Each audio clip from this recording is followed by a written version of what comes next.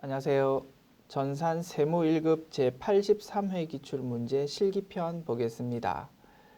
회사 이름은 주식회사 경기산업입니다. 출발합시다. 문제 1번 전표 입력 문제입니다. 1번 문항 2월 22일 거래처의 안내사항 공지를 위해서 주식회사 문자나라 문자 전송 서비스를 이용하고 법인카드인 국민카드로 결제했다. 판관비로 처리할 것. 아시겠죠? 단체 문자 발송하려고 이렇게 법인카드로 결제했답니다. 우리가 재화용역 공급받고 부가가치세 적혀있는 신용카드 매출전표를 받았습니다. 여기 적혀있는 부가가치세 매입세 공제 가능합니까? 가능 안 합니까? 가능 안 할 이유가 없다 그죠? 매입세 공제 받을 수 있으므로 이 내용 부가가치세 신고서에 반영이 되어야 되고 따라서 매입 매출 전표 입력 메뉴에 입력해야 될 것이다. 유형은요 매입이면서 카과 57로 입력하죠. 됐습니까? 회계 처리는요. 문자 서비스요. 차변 통신비라는 비용 계정으로 회계 처리하면 될 겁니다. 그리고 생산과 관련돼 있다는 언급 없고 판관비라고 명시까지 되어 있다 그죠? 800번대 코드로 회계 처리. 대변은요.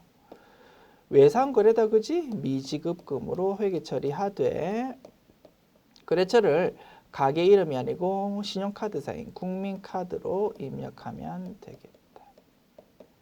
됐죠? 분석 끝났고 입력하겠습니다. 참고로 차변 계정 과목을 통신비라고 하지 않고 수수료 비용 계정으로 회계 처리해도 정답으로 인정은 되었답니다. 참고로 그 부분 설명드렸고요. 자, 우리는 이렇게 통신비로 입력하기로 합시다.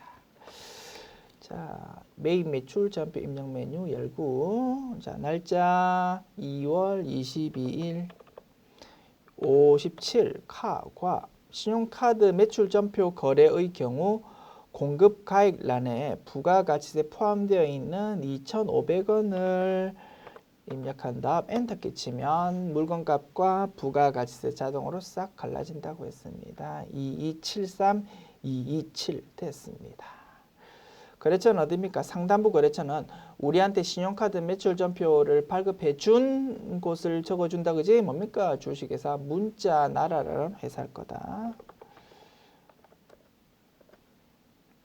자, 그리고 신용카드 거래의 경우 중간에 신용카드사를 입력해 주기로 했다 그지? 57카과 또는 17카과의 경우 자, 신용카드사 어디라고요? 국민카드라고. 자, 분계 차변 통신비 800번대 코드 대변 미지급금으로 회계 처리하되 거래처가 상단부에 적혀있는 문자나라가 자동으로 끌려오는데 요 거래처를 미지급금 거래처를 뭘로? 국민카드로 수정하면 되겠습니다. 이렇게 하면 상단 하단 입력 완료. 자, 57카과 또는 17카과의 경우 상단부 거래처, 하단부 거래처가 서로 다르다. 그리고 중간에 신용카드사도 입력하자라는 이런 입력할 때의 주의사항 다시 한번 정리해 주면 좋겠습니다. 됐습니다. 자,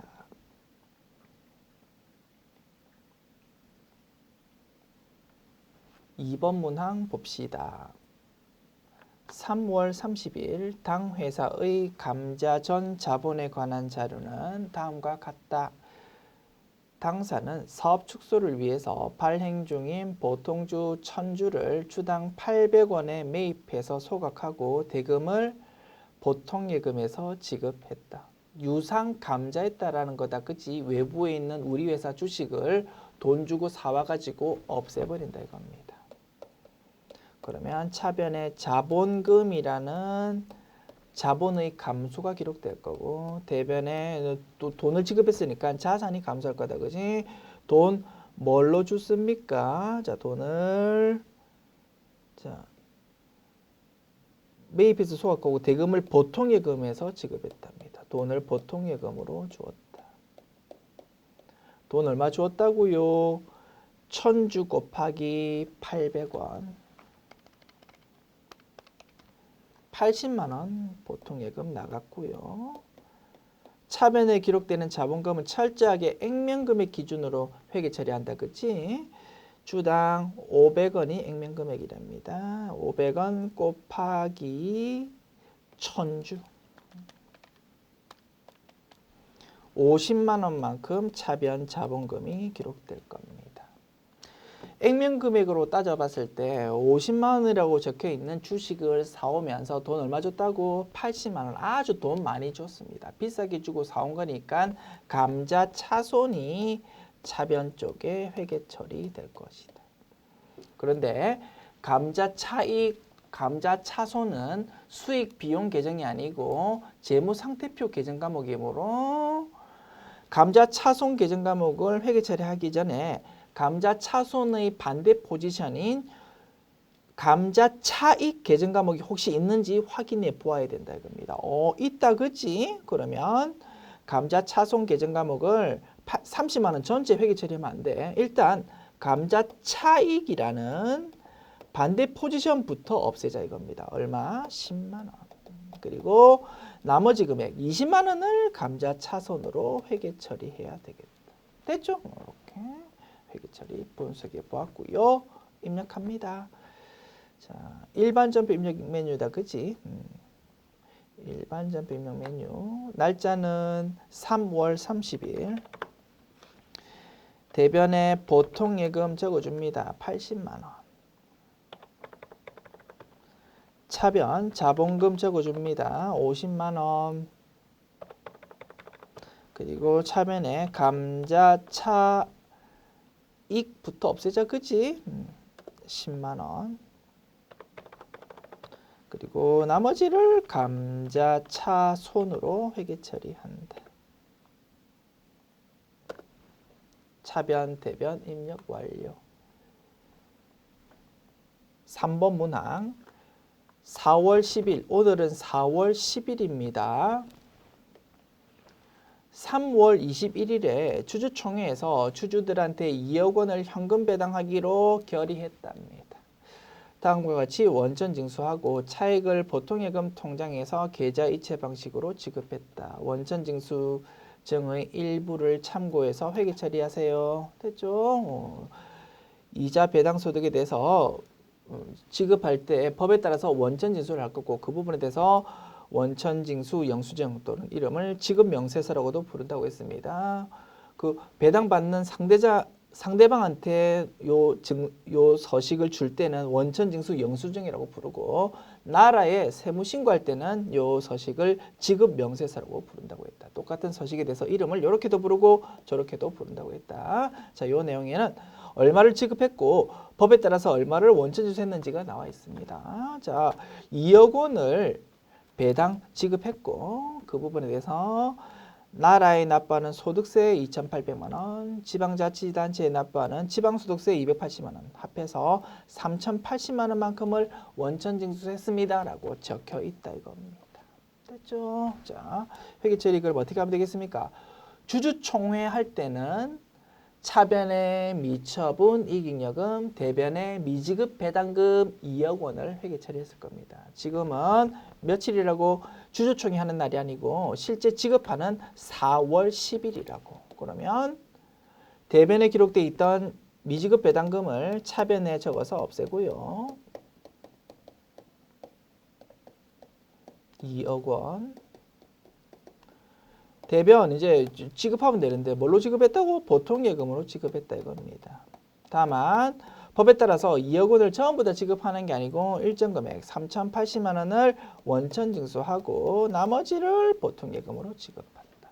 원천 징수하는 부분은 예수금으로 회계 처리하면 되겠지 뭐. 됐지요? 이렇게 차변 대변 입력하자. 입력하면 되고 참고로 3월 21일에 진짜 우리가 분석했던 것처럼 차변의 미처분 이익잉여금, 대변의 미지급 배당금으로 진짜 회계 처리했는지 확인 한번 해볼까요? 참고로 3월 21일자 전표 확인합시다. 맞다 그지? 우리 미처분 이익잉여금은 우리 K랩 프로그램에서 최종 재무제표 작성할 때만 사용하고 기중 회계 처리에서는 미처분 이익잉여금 계정 과목 대신 2월 이익잉여금 계정 과목으로 회계 처리한다고 했다. 그지? 자, 우리가 확인하려고 하는 거는 대변에 진짜 미지급 배당금 2억 원이 진짜 회계 처리되었었는지 요거 궁금했다 이겁니다. 요거 맞다 이겁니다. 자, 그래서 대변에 적혀 있던 미지급 배당금 2억 원을 오늘 날짜 4월 10일에 이제 차변으로 적어서 없애버리면 되겠다. 됐죠? 자, 4월 10일 차변에 미지급 배당금 2억 원 대변에 예수금 그지? 원천유산 부분 308000000 적어주고 그래서 169200000만 이제 지급하게 될 거다 이겁니다. 이렇게 하면 차변, 대변, 입력 완료. 자, 입력은 끝났고요. 다음 문제로 넘어가면 되는데 참고로 뭐 문제 푸는 것과는 관계가 없지만 이왕이면 좀 정확하게 짚고 넘어갔으면 좋겠습니다. 자, 원천징수 영수증에서 뭐 얼마를 지급했고 그중에서 얼마를 원천징수에 한다라는 내용이 나온다고 했는데요. 자, 확인해 봅니다. 지급을 2019년 4월 10일에 지급했다 이겁니다. 됐죠? 뭐 당연하다. 귀속 연월이 2019년 4월로 이렇게 표시되어 있는데 여기 좀 틀렸습니다. 자, 요 귀속 연월은 돈 받는, 즉 배당 받는 사람 입장에서 소득일 거 아닙니까? 그죠? 개인이면 소득세, 법인이면 법인세일 겁니다. 자, 소득세 또는 법인세법상 언제 돈 받은 걸로 보는지 그거를 적어주는 겁니다. 세법에서는요. 현금 배당 받았다고요. 그러면 실제 받은 날이 아니고 주주총회 결의한 날이 소득 귀속일로 본답니다. 그래서 엄밀히 따지면 이게 3월 달에 주주총회 했었잖아. 그지? 그래서 귀속연월일이 엄밀히 있게 따지면 2019년 3월로 입력되어야 될 겁니다. 됐죠? 문제 푸는 것과는 관계없지만 우리는 세법도 공부하는 사람이잖아. 그지? 이런 부분도 좀 정확하게 개념을 잡아 주셨으면 좋겠습니다. 됐죠? 공부하신 분들은 이 부분도 좀 수정해서 학습합시다. 자, 4번 문항 봅니다. 6월 30일 확정급여형 DB형 퇴직연금 제도를 실시하는 당사는 마케팅 부서 직원 이현지의 퇴직금 1,500만 원을 지급 시 퇴직연금 운용사에서 1,200만 원, 나머지는 회사에서 보통예금으로 이체했다. 퇴직금 지급일 현재 관련 계정을 조회하여 회계 처리한다. 퇴직소득에 대한 원천징수는 생략한답니다. DB형 퇴직연금 불입했었는데 그 직원이 지금 퇴사했다 이겁니다. 그러면 연금에서 일단 돈 쏴주고요. 부족한 부분은 회사 생돈으로 주면 될 겁니다. 자, 차변, 대변. 자, 퇴직금 1,500만 원인데 연금 불입한 부분이 1,200만 원이랍니다. 이 부분은 퇴직연금 운용자산이라는 계정 과목으로 회계 처리하면 되겠다. 그죠? 연금 불입한 곳에서 바로 쏴주면 된다. 나머지 300만 원은 이제 회사가 지급해야 된다. 그지? 보통 예금으로 지급했답니다. 자, 요 과정에서 혹시 원천 징수를 해야 된다면 당연히 예수금으로 회계 처리해야 되는데 퇴직소득에 대한 원천 징수는 생략한대요. 그러면 뭐 보통 예금으로 300만 원 전체를 다 기록하면 되겠다. 대변은 회계 처리 끝났고요. 차변 이제 회계 처리합시다. 차변 회계 처리 논리는 대손 확정 분기하고 동일했다. 그지? 퇴직급여 충당 부채가 있다면 고금액부터 기록하고요. 얼마요? 퇴직급여 충당 부채는 조회하랍니다. 그죠? 6월 30일 현재 퇴직급여 충당 부채 조회해서 그 금액이 1,500만 원보다 더 크다면 그냥 1,500만 원 퇴직급여 충당 부채 기록하면 그걸로 끝입니다. 그런데 혹시 1,500만 원보다 부족하다면 일단 잔액인 퇴직급여 충당 부채 먼저 기록하고 부족한 부분이 있다면 뭘로? 퇴직급여로 회계 처리하자라고 했었습니다. 됐죠? 이렇게 차변 회계 처리할 거고 그러면 현재 6월 30일 현재 퇴직급여 충당 부채 금액이 얼마인지 이제 조회하면 되겠다. 조회합니다. 합계 잔액시산표 메뉴 열어서 6월 30일 현재 잔액 조회하자. 얼마입니까? 부채 쪽이겠지, 그지? 비유동 부채에서 퇴직급여 충당 부채 잔액이 얼마? 전기로부터 2월 되어 온 900만 원이 잔액으로 남아 있다라고 확인할 수 있겠다. 됐죠? 그러면 차변을 900만 원은 퇴직급여 충당 부채로, 그리고 1,500만 원에서 900만 원 빼면 얼마입니까? 600만 원 되겠다, 그죠? 부족한 600만 원은 퇴직급여라는 비용으로 회계 처리하죠. 됐습니다. 자, 퇴직급여라는 비용 처리할 때 코드 번호는 마케팅 부서니까 800번대 코드로 인식하면 되겠다, 그지요? 오케이. 자, 일반 점표 입력 메뉴 6월 30일 대변부터 기록하자. 퇴직연금 운용자산의 얼마? 1,200만 원. 그리고 대변에 보통예금 300만 원. 차변 퇴직급여 충당부채 900만 원. 나머지 600만 원은 퇴직급여라는 비용으로 처리하되 800번대 코드. 차변, 대변, 입력 완료. 자, 전표 입력 문제 풀어보았고요. 열려있는 메뉴 전부 닫읍시다. 문제 2번 부가가치세 신고서 작성입니다.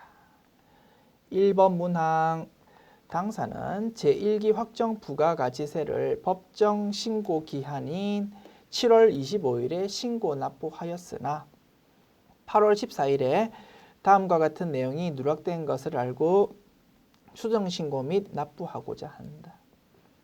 부가가치세 수정신고를 위한 메인 매출 전표를 입력하고 분계는 생략하래요. 수정신고서 1차와 가산세 명세서를 작성하세요. 전자세금 계산서 미발급 가산세가 적용되는 부분은 미전송 가산세는 적용되지 않는다. 당연한 소리다, 그죠? 신고 불성실 가산세는 일반 가산세를 적용한다. 과세표준 명세서는 생략하랍니다. 됐죠? 1기 확정 부가가치세 신고서를 7월 25일에 신고했답니다. 그런데 신고하고 나니까 이런 내용들이 누락된 것을 확인했다 이겁니다. 제대로 다시 수정 신고해야 되겠다, 그죠? 8월 14일에 됐습니다. 자, 점프 입력 해볼까요? 자, 메인 매출 점표 입력 메뉴 열어서 자, 먼저 양괄로 1번 내용 파악합시다. 외국 법인인 거래처에 수출한 재화에 대한 신고를 누락했다. 직수출 있었는데 누락했다 이겁니다. 자, 거래처 라로체고요. 6월 27일 선적일이고 수출 신고일, 대금 결제일 나와 있습니다. 각 환율이 나와 있습니다. 언제 환율? 공급 시기는 선적일이잖아, 그지? 선적일의 기준환율 달러당 1,100원으로 과세표준 금액 계산해야 되겠고 달러 금액은 3,000달러랍니다. 금액 얼마입니까? 그러면 3,000달러 곱하기 1,100원 330만 원이 과세표준 금액일 겁니다. 됐죠? 6월 27일로 입력합니다. 6월 27일 유형 16 수출이고요. 금액 330만 원이고 자, 거래처는 라로체. 자, 영설 구분 직접 수출한 거다, 그지? 1번 선택해 주고 자, 분계는 할 필요 없다고 했습니다. 분계 없음 0이라고 입력해 주면 되겠다. 또는 공란으로 비워두고 넘어가면 되겠다. 자, 그 다음 양걸로 2번 내용 5월 3일 주식회사 대상 라이프에게 소형 승용차 2000cc를 공급대가 1,320만 원에 현금 판매한 사실을 누락했답니다. 세금 계산서 미발급분이랍니다. 우리가 영업활동에 사용하던 유형자산을 매각했습니다. 유형자산 파는 것도 당연히 과세 대상 거래다, 그지? 따라서 이 부분에 대해서 세금 계산서 발급하고 부가가치세 신고서에도 반영했었어야 되는데 깜빡 누락했답니다. 됐죠? 자, 이 부분 반영시켜 주자. 5월 3일입니다. 자, 자, 유형 11 과세구. 공급가액은 1,320만 원이 공급 대가잖아. 그러면 1,320만 원 곱하기 100 나누기 110 하면은 1,200만 원 물건값이 톡 튀어나옵니다. 1,200만 원에 팔았다 이겁니다. 부가가치세 제외했을 때. 그죠? 여기서 120만 원 부가가치세 붙어버리니까 1,320만 원이라는 공급 대가로 팔은 것이다. 자, 거래처는 어디요? 주식회사 대상라이프. 자, 전자여부. 자, 전자세금계산서 당연히 발급했었어야 되는데 세금계산서 자체를 아예 발급을 안 했답니다. 아, 그러면 유형을 11 과세로 하면 안 되겠다, 그지? 뭘로? 14건별로 했었어야 되겠네. 됐습니까? 14건별로 입력하고 대신 가산세를 납부해야 될 것이다. 됐습니다. 자, 분계는 공란 비우든 0번 누르든 해서 넘어가자. 됐지요? 그 다음 양괄로 3번 내용. 사무실 6월분 임차료에 대한 종이 발급분 매입 세금 계산서를 누락했답니다. 임차료를 지급하고요. 즉 건물 빌리는 서비스를 제공받고 상대방으로부터 종이로 된 세금 계산서 받았다 이겁니다. 여기 적혀있는 부가가치세 당연히 매입세 공제 받을 수 있다 그지? 부가세 유형 51입니다. 51 과세로 해당 내용 입력하자. 자, 날짜는 6월 30일이래요. 6월 30일 51 과세 공급가액은 200만 원 부가가치세 20만 원. 자, 거래처는 미림 빌딩. 자, 전자여부 종이 세금 계산서 받았다 그지? 부라고 체크합시다. 아래쪽에 부일 경우 0번 누르십시오라고 안내 나와 있다 그지? 0번 누르자.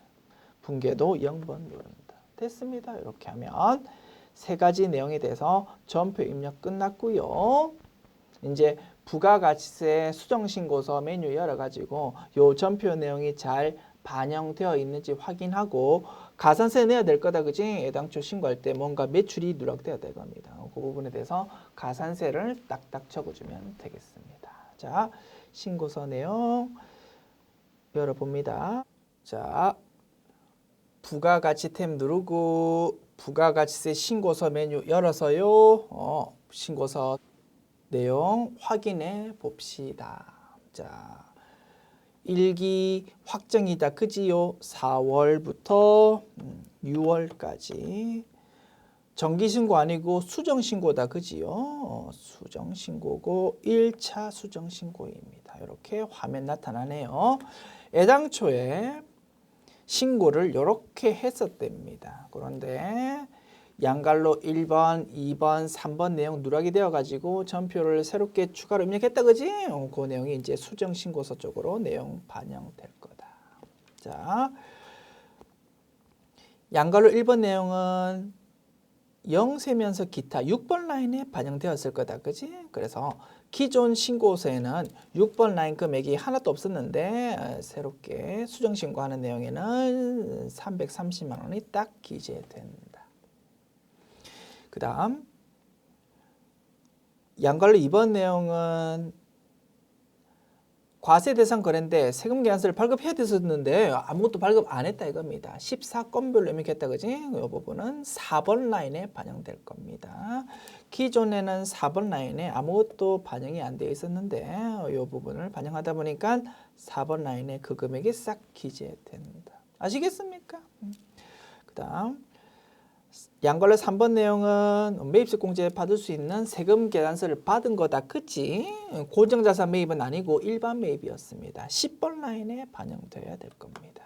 그래서 10번 라인 금액이 기존에는 532900000 공급가액이었는데 그 금액이 양갈로 3번 내용 200만 원이 추가되니까 534900000으로 싹 바뀐 것 확인할 수 있습니다.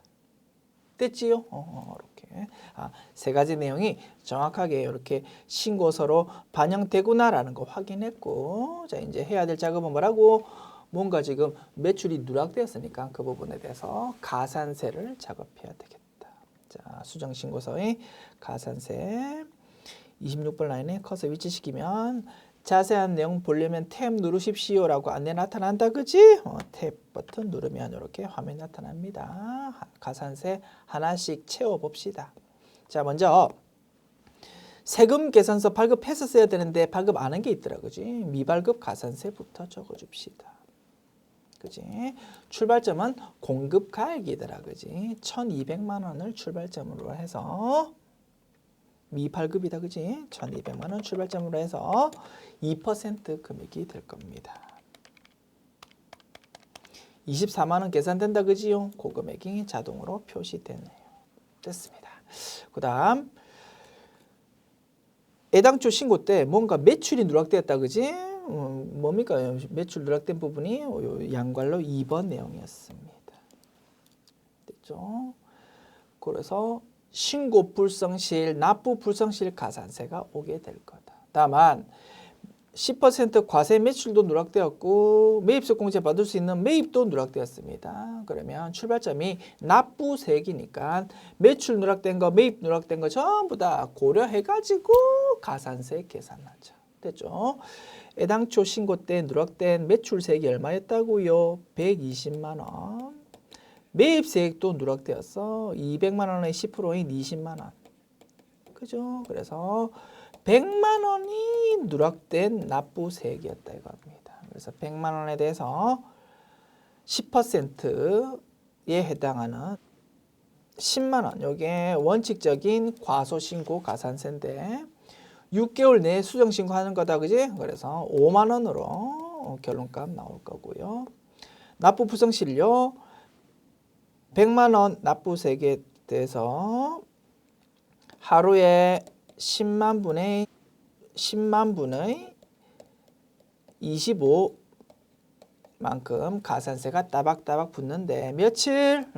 7월 15일 날 신고했었어요. 요게 법정 납부 기한이었다 이겁니다. 요 다음 날부터 8월 14일까지 일수를 계산하면 되겠다, 그지? 자. 이렇게 하는 거지, 그지? 7월 26일부터 8월 14일까지의 일수를 계산하자. 그러면 7월 달 26, 7, 8, 9, 10, 11, 6일이고요. 8월 달 14일입니다. 그럼 며칠? 20일이 되겠지. 이렇게 납부 불성실 가산세 계산하자. 자, 100만 원에서 곱하기 25 나누기 10만 하면 하루에 250원씩 가산세가 붙거든요. 곱하기 20 하면은 5,000원 계산됩니다. 요게 신고 불성실, 납부 불성실이 되겠다. 됐습니까? 요거 입력합니다. 두 개. 신고 불성실 일반 과소신고, 그지? 요거 출발점이 100만 원이었어. 그리고 원칙적 가산세 10만 원이지만 50% 감면 받으니까 5만 원으로 결론값 나오더라. 납부 불성실은 100만 원이고, 자, 보조청에서 애당초 법정 납부 기한 언제였다고? 7월 25일이었다고. 2019-0725 아이고 0725. 자, 실제 내가 납부한 건 언제라고? 8월 14일이라고. 8월 14. 이렇게 하면 우리가 열심히 일수 계산했던 20일이 미납일수 20일이 보조청에서 자동으로 계산되더라, 그지? 여기서 확인 버튼 누르면 그 금액 5,000원이 자동으로 계산 입력된다. 됐습니다. 자, 그다음에 영세율 매출이 누락되었다, 그지? 이 부분은 영세율 과세표준 신고 불성실 가산세가 적용될 겁니다. 과세표준 금액은 330만 원이었다, 그지? 요거 곱하기 0.5%가 원칙인데 6개월 내에 수정 신고하니까 50% 감면 적용되더라. 그래서 결론값이 얼마가 나옵니까? 330만 원 곱하기 0.5 곱하기 0.01 하면은 16,500원이 원칙인데 여기서 50% 감면 받으니까 8,250원이 계산될 거다. 됐습니다. 자, 영세율 과표 출발점 330만 원이라는 과세 표준에서 16,500원이 원칙이지만 50% 감면 되니까 8250이 될 것이다. 됐습니다. 이렇게 하면 가산세 내용도 모두 입력 끝났고요. 됐습니다. 확인 버튼 누르면 수정 신고서도 작성 완료. 됐습니다. 내용 저장하고 닫읍시다. 2번 문항 볼게요. 당사는 주식회사 하루만에게 수출용 원자재를 공급하고 구매 확인서를 받았다. 이기 예정 부가가치세 신고 시 내국신용장 구매 확인서, 전자발급 명세서와 영세율 매출 명세서를 작성하고 부가가치세 신고서의 과세표준 및 매출세액을 작성하세요. 세 가지 메뉴 요구하고 있습니다. 내국신용장 구매 확인서, 전자발급 명세서라는 이름 길다 그지? 요 메뉴, 그리고 영세율 매출 명세서라는 메뉴, 그리고 부가가치세 신고서라는 메뉴 됐습니다. 자, 하나씩 작성해 볼게요. 먼저 내국신용장 구매 확인서, 전자발급 명세서. 자, 기간은 2기 예정이다 그지? 7월부터 9월. 자, 구분 안에 커서 위치시키니까 내국신용장입니까? 구매 확인서입니까? 라고 묻습니다. 자, 뭡니까? 구매 확인서를 받았다라고 했잖아, 그지? 구매 확인서 선택해 주고. 자, 서류 번호 여기 나와 있습니다. PKT 요 이름 번호 길다, 그지? 요거 PKT 자 201 900 7 1 2 2 2 그죠? 번호 길다. 1 2 2 2 그죠? 번호 2가 하나 빠졌다 그지? 2가 4개다. 2019 007 12 22 그죠? 됐습니다. 이렇게 입력해 줬고, 발급일이 나와 있습니다. 아래쪽에 나와 있겠지, 그지? 확인 일자라고 표시되어 있네요. 2019년 8월 8일. 우리 이런 편에서 배웠습니다. 공급을 7월 31일 날 하더라도 발급을 조금 뒤에 해도 괜찮더라. 자, 2019년 8월 8일. 자, 거래처가 어디요? 주식회사 하루만.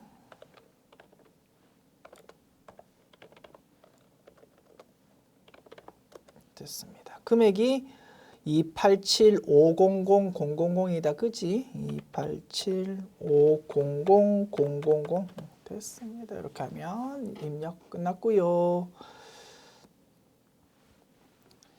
자, 그다음 요구하는 메뉴가 영세율 매출 명세서. 사실은 매일 매출 전표 입력 메뉴에서 영세율 구분란을 따박따박 체크하면 자동으로 작성되는 서식일 건데, 지금 보는 문제는 전표 입력하지 말고 서식만 작성하십시오. 이렇게 출제된 거다 이겁니다. 자, 영세율 매출 명세서 메뉴 열고 7월부터 9월. 자, 제가 여러분 입력하는 거 보여드리기 전에 조금 작업하다 보니까 뭔가 저장이 되었다라고 이렇게 보조창 나타나고요. 무시하셔도 됩니다. 자, 매출이 있을 때 어떤 이유에서 영세율인지 따박따박 체크하는 거다, 그지? 뭡니까? 내국신용장 구매 확인서가 발급되었기 때문이다. 금액 287500000 됐습니다. 메뉴 닫으시고요. 저장하고. 자, 그다음 부가가치세 신고서 메뉴 열자. 7월부터 9월. 자, 이것도 마찬가지 제가 여러분 보여드리기 전에 작업 조금 하다 보니 이런 멘트 떴고요. 무시하십시오. 자, 어디다가 영세율 세금 계산서가 발급될 거잖아, 그지? 그러면 5번 라인 영세율이면서 세금 계산서 발급번호 여기다가 그 금액 287500000 입력하면 될 겁니다. 그래서 이 문제의 취지를 굳이 분석해 보자면, 내국신용장 구매 확인서 발급되었을 때 그 내용에 대해서 영세율 세금 계산서 발급돼야 되고, 영세율이 적용된다라는 거 너 알고 있니? 라는 거 물어보고 싶었나 봅니다. 됐습니다. 자, 다음 문제 봅니다. 문제 3번 결산 문제이고요. 1번 문항 2017년 10월 1일 한아은행으로부터 차입한 장기 차입금 1억 원의 만기일이 2020년 9월 30일로 도래한답니다. 2017년도부터 2020년까지 기간이 길다 보니까 비유동 부채인 장기 차입금으로 현재 기록되어 있었는데 올해 재무제표 작성하려고 보니까 올해 결산일 2019년 12월 31일 기준으로 보았을 때 만기가 이제 1년 이내로 도래하더라 이겁니다. 그래서 올해 재무제표에는 더 이상 장기 차입금이라는 비유동 부채가 아니고 유동성 장기 부채라는 유동 부채로 표시를 해야 될 거다. 1억 원에 대해서. 그렇지? 그래서 1억 원에 대해서 장기 차입금에서 유동성 장기 부채로 이름을 바꾸는 기말 수정 분계를 하자 이겁니다. 일반 점표 입력 메뉴 열고요. 자, 12월 31일 차변에 장기 차입금이라는 부채의 감소. 그랬잖아 어디요? 한아은행 금액 1억 원. 대변 유동성 장기 부채라는 새로운 이름의 부채 계정을 증가시킨다. 금액 1억 원이고 그렇죠. 한아은행이 될 겁니다. 차변 대변 입력 완료. 2번 문항 다음의 이기 확정 부가가치세 신고서 내역을 참고해서 부가가치세 신고 관련 회계 처리하십시오 라고 출제되었네요. 자, 일반적으로는 문제에서 부가세 예수금 얼마고 부가세 대급금 얼마입니다. 요거를 정리하는 분개하십시오 라고 출제가 되는데 뭐 그거를 좀 실무에 좀 가깝게 한번 변형해 본 것이구나 라고 분석할 수 있겠습니다. 자, 뭐 신고서 내용 나와 있고 아래쪽 자료 읽어봅니다. 자, 이 동그라미 2번, 1번 내용은 동그라미 1번은 뭐 신고서 내용이다 라는 내용이 그 자료고요. 동그라미 2번 그 밖의 매입세액 14번 라인을 말한다 그지? 여기 적혀 있는 내용은 의제 매입세액이랍니다.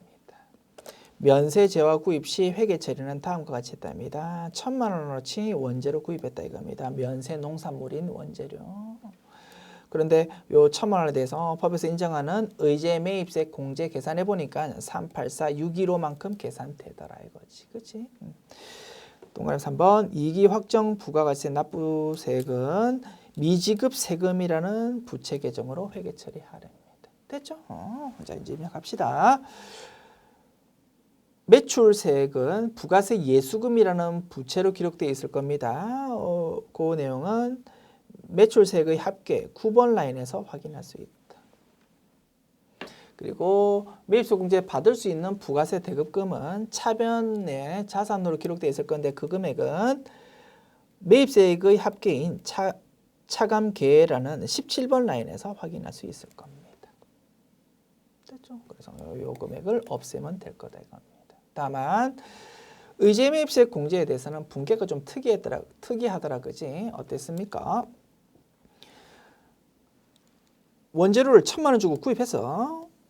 그런데 1,000만 원 주고 원재료 구입했지만 법에서 인정되는 의제 매입세 공제가 384,615로 계산되는 바람에 이만큼 세금을 작게 내면 되더라 이겁니다. 그지요? 그래서 분계는 이렇게 분석할 수 있었습니다. 이렇게 원재료 구입 분계를 했을 때 여기서 추가를 좀 해주면 되겠다. 384,615만큼 세금을 좀 깎아주니까 회사 입장에서는 돈이 그만큼 굳었습니다. 원재료의 취득원가가 1,000만 원으로 기록되었지만 원재료 구입할 때 1,000만 원 돈 주었지만 법에서 인정하는 세금 깎아주는 제도 때문에 384,615만큼 돈이 좀 작게 나간다 이겁니다. 이 부분만큼 원재료 취득 원가를 감소시키자라고 회계처리 공부했다. 그지? 그래서 의제 매입세 공제에 대해서 분개를 하자면 이렇습니다. 대변 원재료라는 자산의 취득 원가가 감소된다. 384,615 그죠? 원재료라는 재고 자산이 감소하는데 매출 원가가 아닌 이유로 감소한다 이겁니다. 따라서 대변 원재료에다가 적요 8번을 적어주기로 했습니다. 타개정 대책. 됐죠? 그리고 차변은 뭐요? 세금 깎아주는 거니까 부가세 대급금이라고 회계 처리하면 된다라고 했었습니다. 3, 8, 4, 6, 1, 5 됐죠? 요 분계를 하고 매출세액, 매입세액 없애는 그 분계를 하면 요 문제에서 요구하고 있는 분계가 작성 완료될 거다. 됐죠? 입력합니다. 자, 차변에 부가세 대급금 얼마? 384,615 대변 원재료라는 자산의 취득원가를 감소시킨다. 그리고 적요 8번을 적어줍니다. 됐습니까? 이것이 의제 매입세액 공제에 대한 내용이고 이제 그 다음에 부가세 예수금, 부가세 대급금 없애는 분개하면 됩니다. 대변에 있던 부가세 예수금을 차변에 적어서 없앱니다. 부가세 예수금 얼마? 1,000만 원.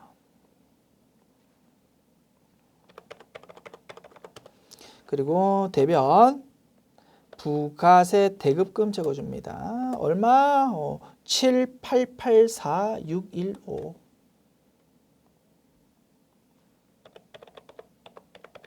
그래서 납부해야 되는 부가가치세가 얼마 나온다고요? 2115385 나오더라 이겁니다. 됐습니까? 2115385를 뭘로? 미지급 세금이라는 부채로 기록한다. 미지급 세금. 이렇게 하면 원하는 내용의 분계가 모두 끝나게 된다. 그리고 조금 더 자세하게 분석해 드리면 이렇습니다. 자, 위의 분계와 아래 분계를 통해서 보니까 부가세 대급금이라는 것이 차변 쪽에도 38462로 등장하고 대변 쪽에도 7884615 등장합니다. 그러면 순수하게 대변 쪽으로 입력되는 금액을 발라내 보면 얼마가 됩니까? 7884615 빼기 3846215 7884615 빼기 3846115 얼마? 750만 원이 사실은 대변으로 부가세 대급금 회계 처리되는 거다 이겁니다. 그거는 뭘 의미한다고요? 10월부터 12월 세 달 동안 메인 매출 전표 입력 메뉴를 통해서 차변의 부가세 대급금으로 회계 처리되었던 금액이 사실은 750만 원 있었다 이겁니다. 요게 우리가 조금 전에 작성한 분계를 통해서 싹 없어지는 것이고 385,615 부분은 뭐였다고요? 인위적으로 계산된 의제 매입세액 공제 금액으로서 이렇게 상단부에 회계 처리되었던 게 차변 회계 처리되었던 게 없어지는 거다라고 분석할 수 있는 거다. 됐죠? 그래서 다분히 실무에서 해야 되는 분계가 지금 출제된 것으로 생각되고요. 좀 특이하지만 유사한 스타일로 또 출제될 수 있을 것으로도 생각됩니다. 어렵지 않죠? 이렇게 한번 분석해 보았다. 됐습니다. 자, 이렇게 해서 다음 문항으로 넘어가면 되고요. 저는 이왕이면 저 위에 있는 2개 라인의 분계와 아래쪽에 있는 3개 라인의 분계가 지금 하나의 문항에서 요구하고 있는 분계잖아, 그지? 그래서 그냥 넘어가도 되겠습니다만, 저는 성격상, 그지? 이왕이면 요 5개 라인을 전부 다 똑같은 전표 번호로 만들고 싶습니다. 채점 대상은 아니지만 참고로 작업합니다. 어떻게 작업하면 됩니까? 상단부에 있는 번호 수정 버튼 클릭하면 된다. 그래서 아래쪽에 있는 3개 라인도 위에 있는 2번으로 전표 번호를 수정하면 조금 더 완벽한 분계가 될 것이다라고 생각된다. 됐죠? 채점은 상관없습니다. 가볍게 들어보십시오. 자, 번호 수정 작업 끝났으니까 다시 번호 수정 버튼 눌러서 일반 상태 화면으로 싹 고쳤다. 됐습니다. 3번 문항 볼게요. 당사는 물류 창고를 새로운 창고로부터 임차하고 있다. 창고 임차료는 계약 시 전액을 선급했다. 다음의 임대차 계약 내용 및 기장 데이터를 참조하여 회계 처리하세요. 계약을 3월 1일 했고요. 계약 기간, 즉 임차 기간은 2019년 4월 1일부터 2021년 3월 31일까지 총 24개월이랍니다. 보증금 1,000만 원이고요. 총 임차료 24개월치의 월세 합계액은 6천만 원이 됩니다. 임차료는 월할 계산한대요. 세금 계산서는 임차료 선급 시 발급받았답니다. 24개월치 임차료를 6천만 원을 한꺼번에 지급했다 이겁니다. 그리고 그 지급했을 때 차변 계정 과목이 무엇인지는 조회를 해서 확인하랍니다. 기말수정 분기 어떻게 하면 됩니까? 차변에 기록되어 있는 계정 과목에 대해서 제대로 수정하는 분기가 필요하고 결론은 어떻게 나와야 된다고요? 올해 임차료라는 비용이 얼마가 나오도록 기말수정 분기하자고요?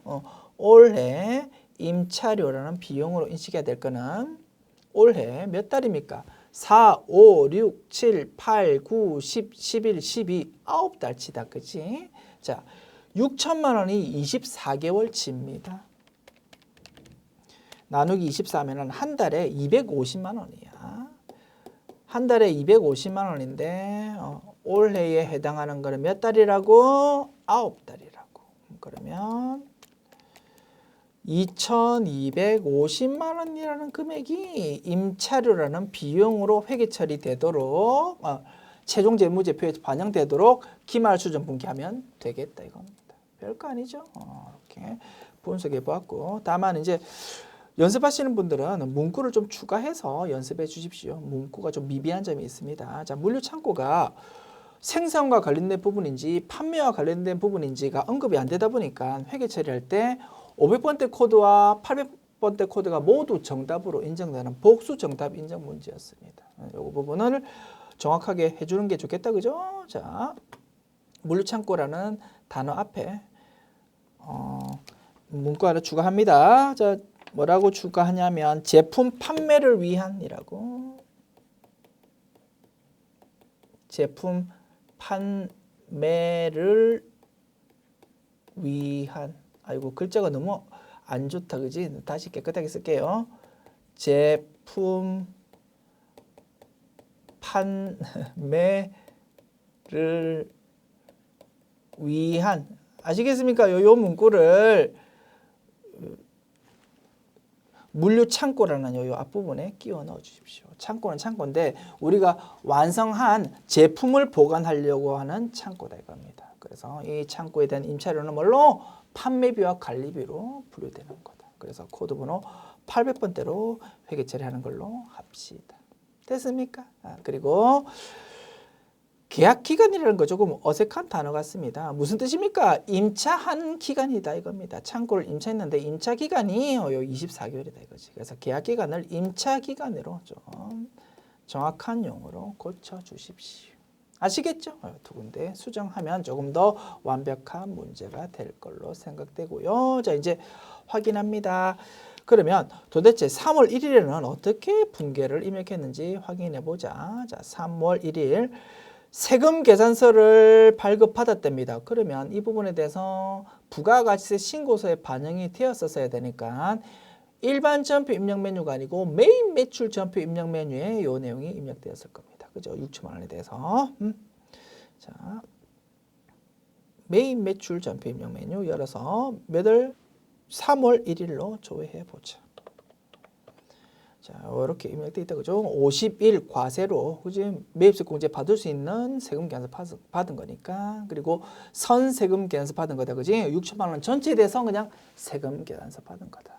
이 부분에 대해서 상단부 입력되어 있고, 하단부는 어떻게 회계 처리되어 있습니까?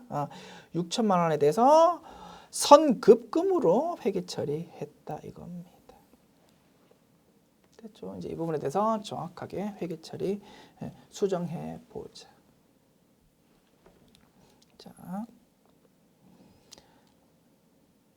차변이 선급금 6천만 원으로 회계 처리되었고 이 부분에 대해서 이제 기말수정 분기하는 거다.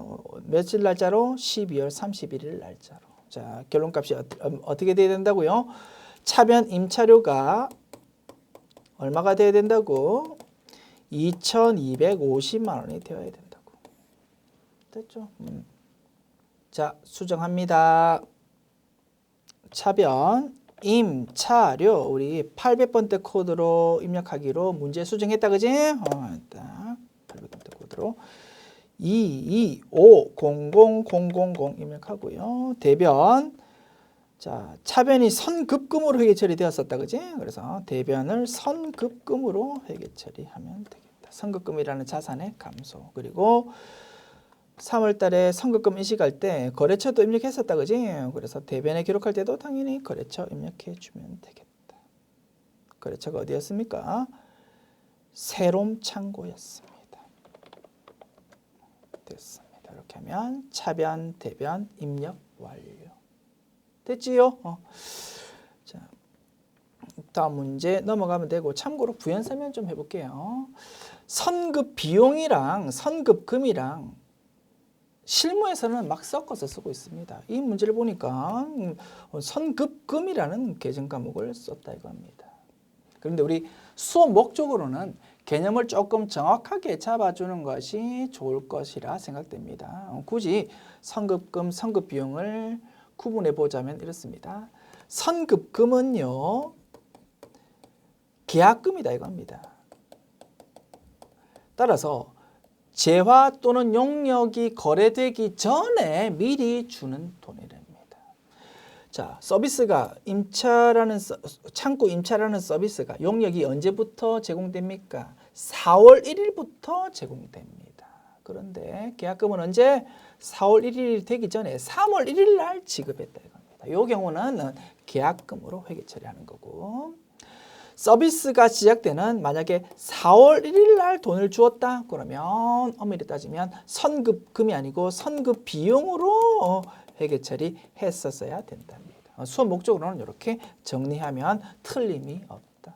그런데 실무에서는 막 혼용을 하고 있답니다. 됐죠? 이 부분도 부연 설명 드려 보았습니다. 됐지요? 자, 4번 문항 봅니다. 기말 현재 재고자산은 다음과 같다. 재고자산 장부상 금액이 이렇게 있습니다.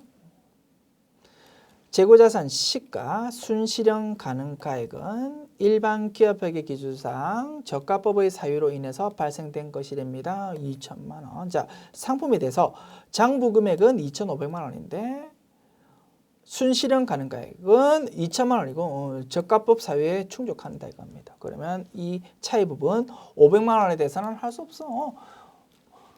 평가 손실을 인식해야 되고 재고자산 평가 손실을 뭘로? 매출 원가로 기록하기로 했었습니다. 그래서 우리 이 문제 결산 자료 입력이라는 메뉴를 통해서 자동 결산 작업할 거다, 그지? 자동 결산 작업할 때 제품, 제공품, 원재료는 제시된 금액 그대로 적으면 되고 상품은 뭘로? 2,500만 원 아니고 정상, 비정상 감모 손실, 평가 손실이 모두 반영되고 난 2천만 원으로 적고 나서 전표 추가를 클릭하면 될 거다 이겁니다. 이것이 결론이다. 됐죠? 작업합시다. 자, 결산 자료 입력 메뉴 열어서 1월부터 12월 입력합니다. 제품은 5,500만 원.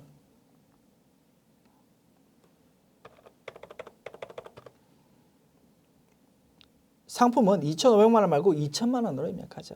자, 상품 2천만 원. 아이고. 2000000. 그리고 제공품 3천만 원. 제공품 3천만 원. 원재료 4천만 원. 이렇게 입력하고 전표 추가 클릭하면 되겠다. 전혀 어렵지 않죠? 자, 이렇게 작업해 보았고, 자, 참고로 부연 설명 좀 해볼게요. 자, 이렇게 작업하고 나서 일반 전표 입력 메뉴 와서 새로 고침 버튼 눌러봅니다. 자, 이렇게 하면 자, 상품 매출 원가에 대해서 부연 설명해 보려고요. 자, 상품 매출 원가가 얼마로 계산됩니까? 81250,000으로 계산됩니다. 그 내용 결산 자료 입력 메뉴에서도 확인할 수 있습니다. 기초 상품은 영원이었던 모양이다, 그지? 기초 상품 영원에서 단기 매입에 더해서 기말 재고 2천만 원 빼보면 81250,000이 매출 원가로 계산됩니다라고 숫자 확인할 수 있고요. 여기에 2,500만 원이 아니고 2천만 원을 입력하다 보면 500만 원이라는 부분이 자연스럽게 매출 원가로 반영된다 이겁니다. 됐죠? 우리 이렇게 이제 공부했는데 참고로 요 문제를 출제하는 분이 이제 평가 손실이라는 요 부분을 좀 결산 자료 입력 메뉴에 표시되도록 세팅을 했다 이겁니다. 그래서 이 문제 풀 때 우리가 배운 대로 이렇게 해도 당연히 정답이 인정되고요. 또는 이렇게 입력하더라도 정답이 인정되더랍니다. 평가 손실 쪽에 500만 원을 따로 적어주고 상품 재고액은 평가 손실 500만 원이 반영되기 전 금액인 2,500만 원을 입력하더라도 상품 매출 원가가 우리 조금 전에 확인했듯이 81250,000으로 동일하게 지금 나타난다, 그지? 그래서 이렇게 작업하고 전표주가 클릭하더라도 정답으로 인정은 된답니다. 참고로 소개해드렸다. 그러나 썩 바람직하지 않은 작업 내용입니다. 왜? 실무 프로그램에서는요, 이런 기능 전혀 제공이 안 되거든요. 이 문제를 위해서 그냥 억지로 프로그램을 세팅했다 이겁니다. 됐죠? 이렇게 정리합시다. 자, 그리고 자, 참고로 이제 이렇게 작업해가지고 전표주가 한번 클릭해 볼게. 자, 그러면 어떻게 반영되는지 한번 확인해 봅니다. 자, 일반 전표 입력 와가지고 새로 고침 버튼 다시 눌러보면 상품 매출 원가가 어떻게 반영되는지 확인해 보니까 500만 원은 재고자산 평가 손실이라는 이름으로, 그리고 나머지 금액은 상품 매출 원가라는 이름으로 회계 처리됐더라. 차변. 그래서 이 두 개 합해보면 당연히 조금 전에 보았듯이 81 두 개 다 합해볼까? 500만 원과 76250,000, 그지? 요 두 개 합해보면 당연히 81250,000이 되고 요 금액이 이제 손익계산서로 반영되도록 프로그램 세팅을 해놓았다 이겁니다. 그런데 재고자산 평가 손실의 코드 번호 보십시오. 뭘로 되어 있습니까? 900번대 코드로 되어 있다, 그죠? 이건 뭐냐면 영업 외 비용입니다. 우리 분명히 정리했다, 그지? 재고자산에 대한 평가 손실은 뭐라고? 매출 원가라고. 영업의 비용이 아니고. 그렇기 때문에 매출 원가에 잘 반영되도록 평가 손실이 있으면 그 부분까지 다 감안하고 나서의 순수한 2천만 원을 그냥 결산자료 입력 메뉴에 입력해 주기로 했었다 이겁니다. 왜? 매출 원가로 반영돼야 되니까. 그런데 이 문항을 위해서 억지로 세팅한 프로그램에서 사용한 계정 과목은 900번대 코드, 영업 외 비용으로 예전에 등록되어 있던 이 계정 과목을 가지고 억지로 짜 맞춘 겁니다. 10년이 훨씬 넘었습니다. 아주 예전에는요. 재고자산에 대한 평가 손실을 매출 원가가 아니고 영업 외 비용으로 회계 처리하자라고 규정하고 있었답니다. 아주 예전에. 그때 등록해가지고 사용해 먹던 요 계정 과목을 억지로 지금 끼워 맞춘 거다 이겁니다. 그래서 실무하고 전혀 관계없는 좀 바람직하지 않은 세팅입니다라고 제가 말씀드린 거다. 됐죠? 참고로 부연 설명해 보았습니다. 자, 지금까지 문제 3번 풀었고요. 이제 후딱 문제 4번 풀어봅시다. 열려있는 메뉴 정신 사나우니까 전부 닫아버리고요. 자, 문제 4번 원천징수 문제 봅니다. 1번 문항 다음 자료를 이용해서 3월 귀속분 지급일은 4월 10일이래요. 요거에 대해서 사원 등록 및 수당 공제 등록 후 급여 자료 입력 메뉴 급여 자료 입력을 하십시오. 자, 정리합시다. 두 가지 메뉴 작업해야 되겠다, 그지? 사원 등록 메뉴 작업해야 되겠고, 급여 자료 입력 메뉴 작업해야 되겠고. 됐습니다. 빨리 해볼게요. 자, 먼저 사원 등록 메뉴 열어서 자, 윤서희에 대해서 이제 사원 등록하는 겁니다. 코드 번호 몇 번입니까? 자, 윤서희에 대해서 아래쪽에 나와 있네요. 2017년 12월 1일에 입사했고 장애인 복지법에 따른 장애인이고 주민번호 요렇고 4번은 500번이고 그지? 그다음에 중소기업 취업자 감면이라는 소득세법상 세감면도 이렇게 적용받는 사람이래. 됐습니다. 내용 뭐 하나씩 입력하면 되겠지. 자, 코드 번호 500번. 이름 윤서희. 자, 주민등록번호 자, 폼에서 입력할게요. 자, 73041 그죠?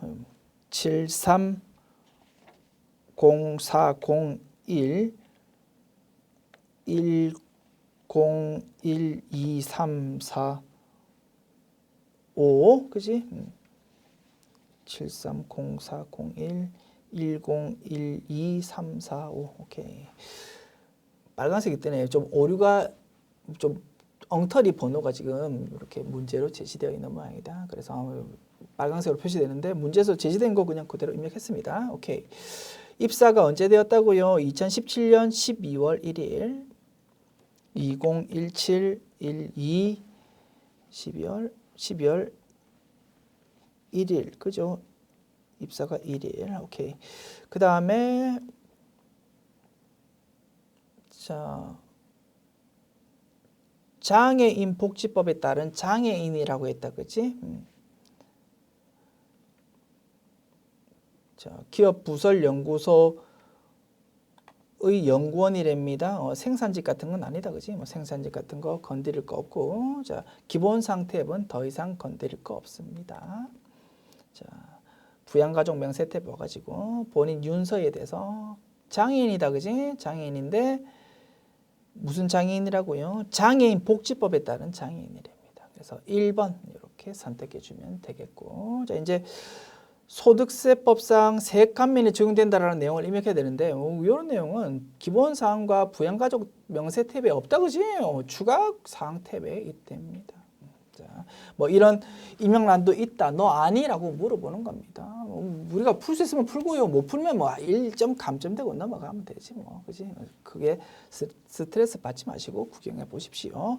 자, 추가 사항 탭에 보니까 뭐 중소기업 취업자 감면에 대해서 입력하는 란이 있다. 그지? 여기 중소기업 취업 감면 여부 여라고 체크하고 감면 기간 문제에서 2017 1201부터 2020 1231까지 감면율이 몇 프로? 70%랍니다. 이렇게 뭐 제시된 대로 입력하면 되겠지.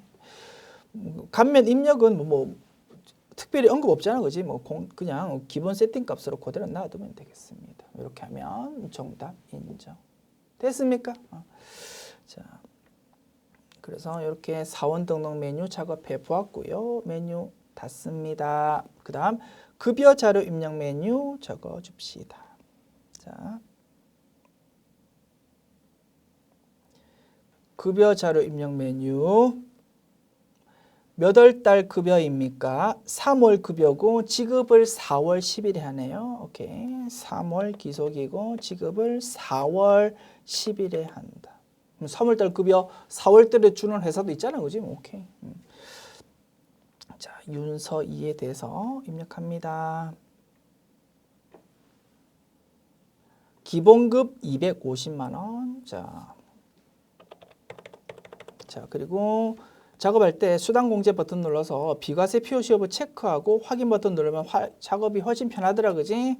과세 항목은 검정색으로, 비과세는 파란색으로 표시된다. 자, 기본급 입력했고, 그 다음 식대 식대를 지급하는 대신 별도 식사는 제공하지 않는답니다. 그러면 밥 따로 안 주고 돈 주니까 15만 원 중에서 10만 원까지는 비과세 적용될 거다. 그지? 파란색 식대에다가 15만 원 입력하면 10만 원은 비과세로 집계되고 초과는 5만 원만 과세로 집계가 될 겁니다.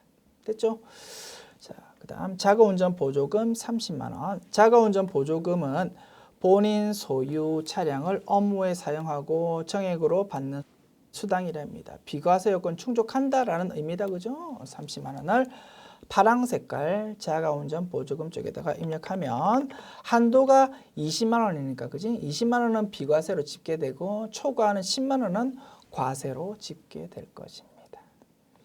자, 연구보조비 기업부설연구소의 연구원으로 재직 중이랍니다. 자, 기업부설연구소 연구원에게 지급하는 연구보조비는 월 20만 원까지 비과세 인정된다고 했다. 그지? 오케이. 비과세 항목인 연구보조비를 등록해가지고 금액 입력해주면 되겠다. 됐습니까? 자, 수당공제 버튼 눌러서 비과세 항목. 자, F2 버튼 눌러서 연구보조비 기업 부설연구소다. 그지? 기업연구소의 연구보조비 요거를 클릭한다. 됐습니까? 자. 정기, 부정기 여부는 사실은 채점 대상이 아니겠지만 부정기라고 세팅이 되어 있다고 좀 그대로 엔터키 치고 넘어가면 되겠습니다. 자, 엄밀히 세법 규정을 보면 연구보조비도 자가운전 보조금처럼 실비 변상적 성질로서 지급하는 걸로 세법이 규정되어 있답니다. 그래서 그 부분이 부정기라고 이렇게 프로그램이 세팅이 되어 있더라 이겁니다. 됐습니까? 자, 확인 버튼 누르고요. 자, 연구보조비 파란색으로 나타나는 여기다가 얼마 20만 원 적어줍니다. 됐습니다. 이렇게 하면 급여 항목에 대해서 입력 끝났고, 자, 아래쪽 집계 내용 확인합니다. 과세가 2650000, 비과세가 500000으로 집계된다. 그지? 비과세 50만 원은 어떻게 집계되었을까요? 식대 중에서 10만 원, 자가운전 보조금 중에서 20만 원, 연구보조비 20만 원, 이렇게 세 개가 합해져서 50만 원 집계되고 나머지 금액은 전부 과세로 집계될 것이다. 됐습니다. 이렇게 집계가 되면 정답 인정. 자, 공제 항목은 이제 입력합시다. 국민연금 119250, 건강보험 85590, 장기요양 7280, 고용보험 17220, 그지? 소득세, 지방소득세는 자동 반영되는 금액으로 한답니다. 채점 대상 아니다. 뭐라고 볼 수 있겠다. 됐습니다. 이렇게 하면 모든 내용 작업 끝났다. 메뉴 닫으면 되겠습니다. 됐죠? 2번 문항 봅시다. 다음은 제조공장 생산부서에서 근무하는 김성실. 사원 코드 200이고요. 입사일은 2011년 3월 25일. 주민등록번호는 요렇게 대한 연말정산 자료랍니다. 김성실의 연말정산 관련 자료를 세부담이 최소화되는 방향으로 연말정산 추가 자료 입력 메뉴에 입력하세요. 자, 이렇게 문제 나와 있고, 김성실의 부양가족은 다음과 같다. 기본공제 대상자가 아닌 경우에도 부양가족 명세에 입력하고 기본공제에서 부라고 표시한답니다.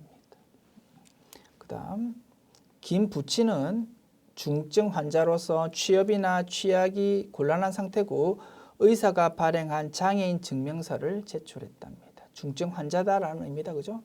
그 다음에 김성실이 납부한 손해보험료 나와 있고 의료비 나와 있고 교육비 나와 있습니다. 이제 작업하면 되겠고, 작업하면 되는데 이제 연습하시는 분들은 조금 문구를 수정해 주시는 것이 좋겠습니다. 자, 문제에서 요구하는 게 뭡니까?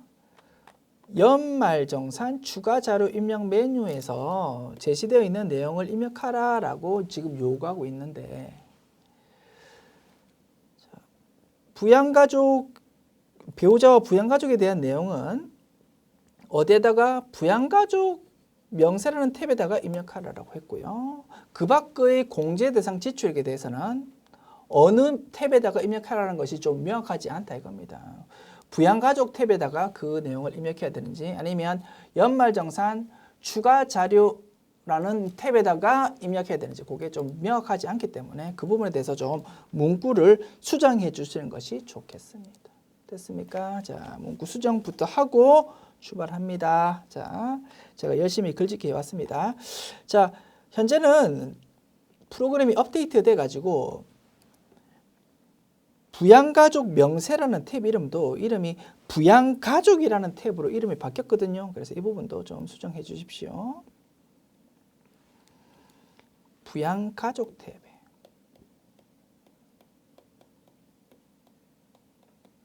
가족이라는 이름의 탭에다가 입력하고 이렇게 고쳐주시고, 그지? 그리고 상단부 쪽에 요 내용을 좀 구체화해 주시기 바랍니다. 요구사항을 좀 구체화하자 이겁니다. 자, 열심히 글짓기 했습니다. 이렇게 고치십시오. 연말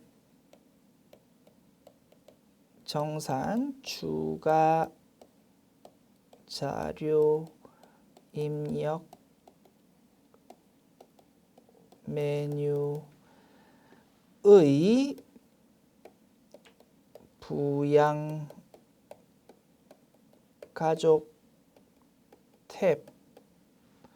탭과 연말 정산 입력 탭에 입력하시오 해놓고 부연 설명을 좀 주어야 된다 이겁니다. 공제 대상 지출액은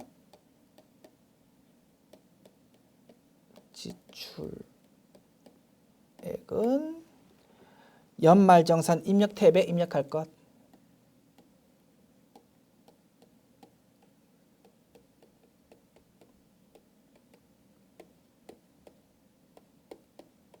탭에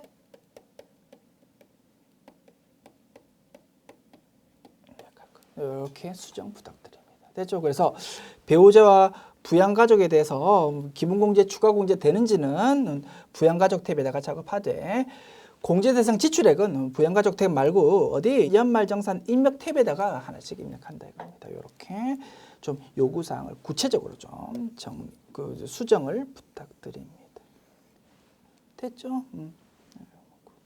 자, 이렇게 이제 제대로 뭘 요구하는지 구체적으로 딱 고쳤고요. 이제 작업합시다. 자, 연말정산 추가 자료 입력 메뉴 열고 사원 불러옵시다. 누굽니까?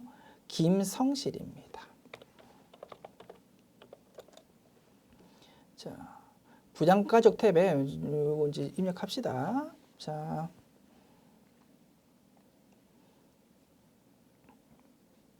배우자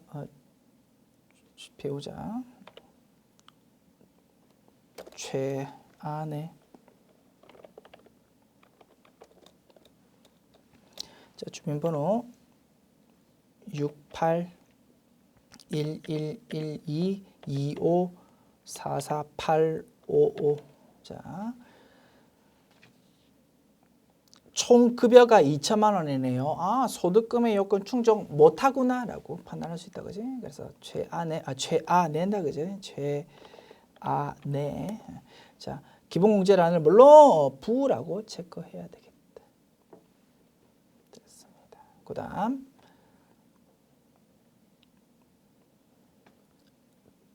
부친 김부친입니다. 자, 시간 관계상 제가 보면서 바로 입력할게요. 여러분들 아시겠죠? 시험지 보면서 입력하십시오. 자, 김부친입니다. 소득자의 직계 존속 김부친. 자, 주민등록 번호요. 321025 1745 자, 중증 환자고 소득은 없답니다. 자, 87세니까 그지?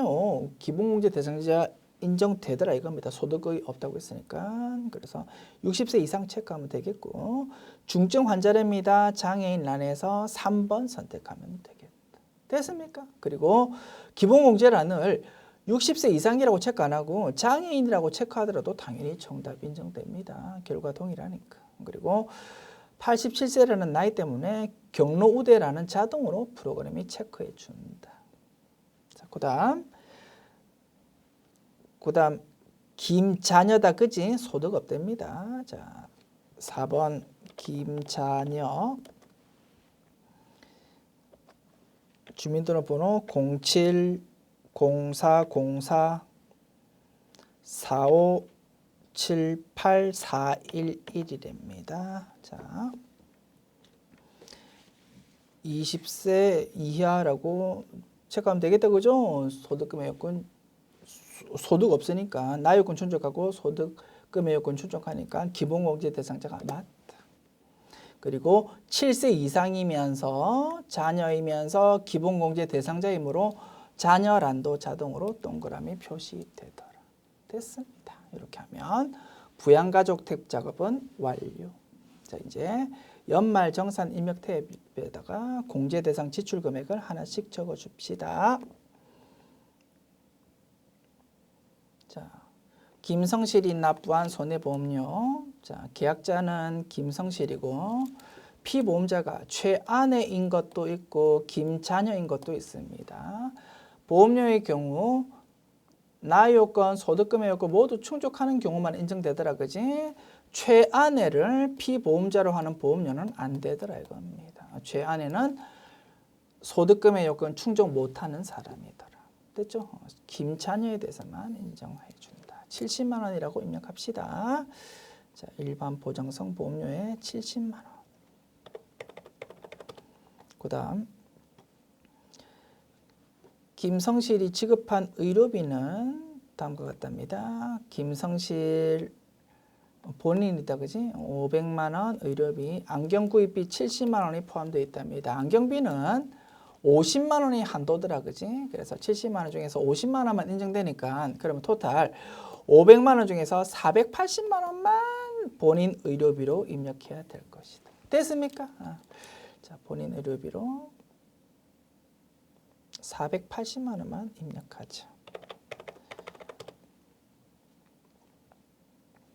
그 다음 최아내 300만 원. 최아내가 소득금의 요건 충족 못하지만 의료비 공제는 인정되더라 그지? 일반 의료비로 300만 원 입력합니다. 확인 버튼 누르고. 그 다음 김부친 400만 원. 김부친은 65세 이상이고 장애인이기도 했습니다. 그래서 장애인 또는 65세 이상의 의료비로 400만 원 입력해 주면 되겠다. 그죠? 65세 이상 여기다가 입력해도 되고 또는 장애인 쪽에다가 입력해도 되겠다. 얼마요? 400만 원.